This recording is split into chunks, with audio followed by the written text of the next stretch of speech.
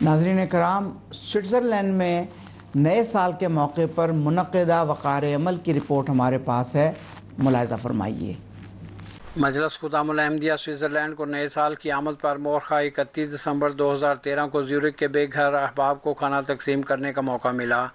اس programme کے لیے اسی روز مسجد محمود میں کھانا پکایا گیا، جس کے بعد کھانا بے گھر افراد کے لیے مخصوص ہاسٹل میں لے جا کر تقسیم کیا گیا۔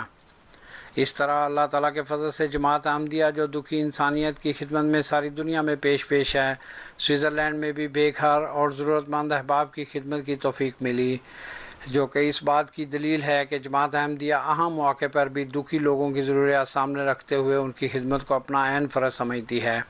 یہ رفاعی پروگرام فارر زیبر تنظیم کے تعاون سے ترتیب دیا گیا تھا۔ پروگرام کے آخر میں مکرم صدر صاحب خدام الحمدیہ نے وہاں جماعت کا مقصد تعارف کروایا اور بے گھر لوگوں کے ہاسٹل کی انتظامیہ کو قرآن کریم کا تحفہ بھی پیش کیا۔ 31 دسمبر رات 12 بجے زیورخ شہر میں نئے سال کی آمد پر بہت بڑے جشن کا اہتمام ہوتا ہے۔ لاکھوں لوگ بیلوی پلاٹس پر آتش بازی دیکھنے کے لیے جمع ہوتے ہیں۔ چند منٹ میں آتش بازی پر لاکھوں سوئس فرینک آگ کی نظر ہوتے ہیں۔ نیا سال شروع ہوتے ہی وہاں پر موجود لوگ تہذیب اور شائستگی سے بے نیاز اس قدر شراب پیتے ہیں کہ چند منٹ کے اندر وہاں سڑکوں پر ہر طرف 20 ٹن شراب کی بوتلوں کے شیشے اور دیگر گند بکھرا پڑا ہوتا ہے۔ انسان حیران ہوتا ہے کہ کیا یہ وہی قوم ہے جو سال کے عام دنوں میں بڑی تہذیب یافتہ اور شائستہ نظر آتی ہے۔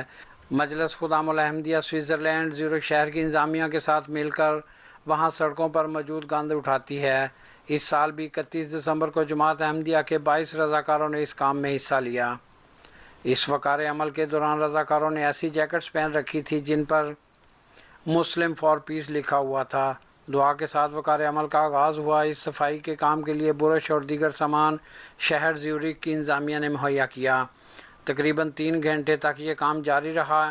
انتظامیہ ہمارے رضاکاروں کی بے حد مشکور تھی کہ انہوں نے اس اہم کام میں شہر کا ہاتھ بٹایا۔ نئے سال کے آغاز پر مسجد محمود زیورخ میں اجتماعی نماز تہجد کا بھی اہتمام کیا گیا تھا۔ اس میں بھی وقار عمل کرنے والے رضاکاروں اور دیگر احباب نے شرکت کی اور اس طرح نئے سال کا آغاز اللہ تعالیٰ کے فضل کے ساتھ دعاؤں کے ذریعے کیا گیا۔